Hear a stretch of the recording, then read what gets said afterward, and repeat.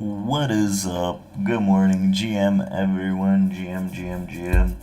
We got highs. Tech is on Nasdaq was on all-time highs. Everyone rejoice. We're getting this expansive movement. Almost all of big tech is following suit, minus one little interesting Mag 7 name, which goes by the name of Nvidia, right? We talked about this yesterday.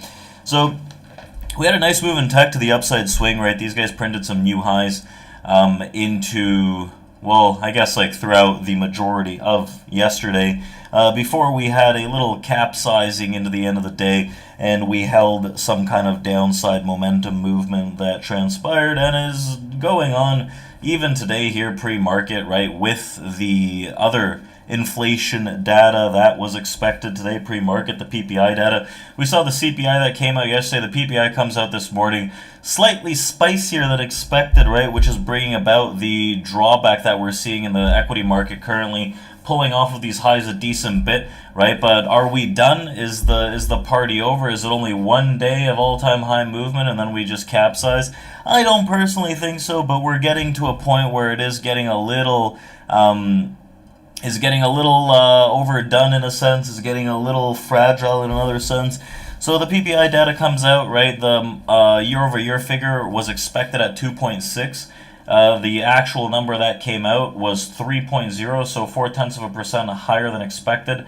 The prior was 2.4, so a pretty drastic jump from the prior. They were expecting a slightly hotter print, but did they expect this spicy of a print? I don't think so. So we also got the U.S. month-over-month that came out at 0.4% instead of 0.2%, which was the expected and the prior. And we had the U.S. core PPI that came out, the year-over-year figure, at 3.4%. It was expected at 3.2, and the prior was 3.1. So a nice little slight jump from there. So inflation data coming out a bit spicier than expected. The internals aren't looking super sexy. There is some froth in this market, but the road to new all-time highs in Nasdaq, not so much fully in the S&P. It's tech's time to shine, right? Nasdaq said, hold on, it's time for us to make new highs, and that is what we got yesterday. So investors are starting to look at those champagne glasses as the Nasdaq composite, right? The composite closed above the 20,000 marker for the first time ever. Where was the composite? This is not the composite. What is the composite's name? I'm not even going to be able to find it. Anyways, here it is.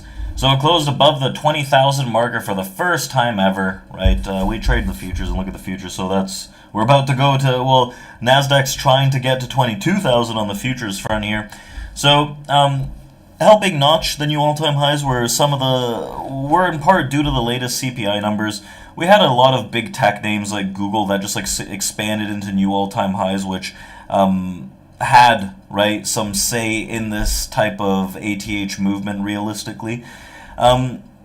We also saw that these CPI expectations, they cemented for another quarter of a point rate cut by the Federal Reserve next week, and the new milestone brings the return of tech-concentrated Nasdaq, which is now over 30% year-to-date, and shows staying power in the index's bull market rally that commenced in May 2023.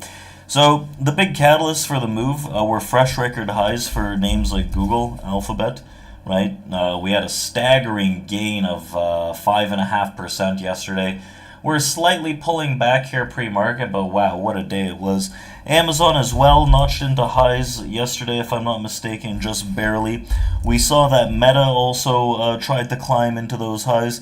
And a dose of generative AI headlines has given the extra boost to the Mag 7 names, such as Google's launch of Gemini 2, a mind-boggling quantum computing chip, as well as Apple's long-awaited integration with Siri with ChatGPT, and the reported development of in-house AI server chips from Broadcom, right? One of the semis names that isn't struggling right now, right? Making this sextuple all-time high resistance test, unlike Nvidia, which has been looking a bit feeble here, gapping down a little today. AMD is in the gutter right now. It's been looked at by many, bought by few, including myself.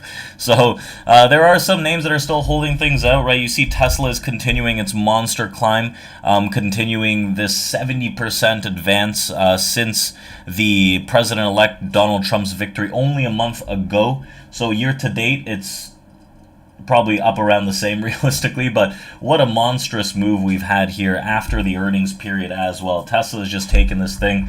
I do believe we're at all-time highs on Tesla finally. What a moon mission this was indeed. So don't doubt Tesla, especially when Elon's backing Trump, I guess. So a solid rate of economic growth to finish the year is fueling the best rate of annualized earnings growth at 11.9% since the fourth quarter of 2021. That's not a reason for stocks to move higher in the first quarter. It's the reason that stocks are moving higher now, which analysts are writing. So the good news on the earnings front is that estimates are coming down for the current quarter, as they typically do, but by a smaller margin than average. This means we should receive a lot of good news during the earnings season in January, but guidance will be equally important. So when analysts, journalists, and reporters refer to the NASDAQ, they mean the composite, right? Not the one that we look at. The difference between the two is that the NASDAQ composite measures the change in more than 2,500 stocks listed in the NASDAQ stock exchange, right, the stock exchange itself, while the NASDAQ 100, which is primarily what we have our eyes on, is a market cap weighted index made up of 100 largest non-financial companies traded on the exchange. However, they both track domestic and international firms compared to popular indices like the Dow Jones Industrial Average, which only measures the largest companies in America, for those that didn't know. So, like I said, today pre-market we had the PPI data. What else do we have? We had initial jobless claims as well this morning. They came out at 242,000 compared to 220,000.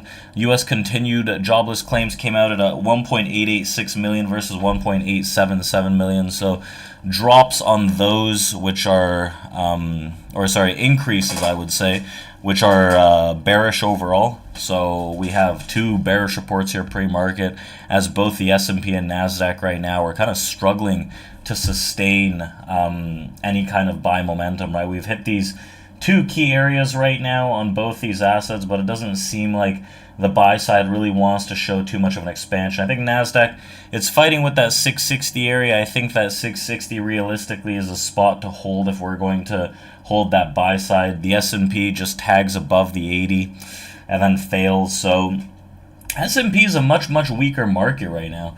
The S&P 500, the futures over here, they're a lot weaker. They failed to make highs yesterday. They're creating lower highs, if anything, right? We have this area here at this mid-60 that's expected to hold. But overall, right, we want to see price above the 80 and above that 90 if there's going to be any kind of bullish momentum. That's kind of what I'm gearing towards. Honestly, if we pop up into those areas, I honestly expect that to be the lower high where sellers try to come aboard. I would say around that low 70, they could try to target that swing to the upside. But ultimately, I think that we're in a very tough spot right now where the bears can easily take over this market. I think a lot of it is up to the S&P's potential willpower here to drive the upside price momentum and price action or not. If the S&P starts failing earlier on and we just continuously make lower highs, I should say, to begin with on the S&P, I think it's pretty over at that point. And this market's probably due for a decent pullback on Thursday here. I just find it a little harder to imagine that NASDAQ's going to make one all-time high yesterday and then that's going to be it, but that could be the case. So let's do a little more analysis when we open up our futures room here and see what side we want to trade on and what's going on with these equities, and I'll see you guys tomorrow. We'll do a stream tomorrow to wrap things up. We've got only one full week left of trading, which is next week, before the holiday season officially kicks into gear, where things are expected to get a lot slower and a lot shittier. So, not that the volume and the volatility is the best right now, per se, right? You have the S&P, even with news trading at 135, 1,000 contracts, so it's not really much of anything. So let's see how that shapes up, and we'll see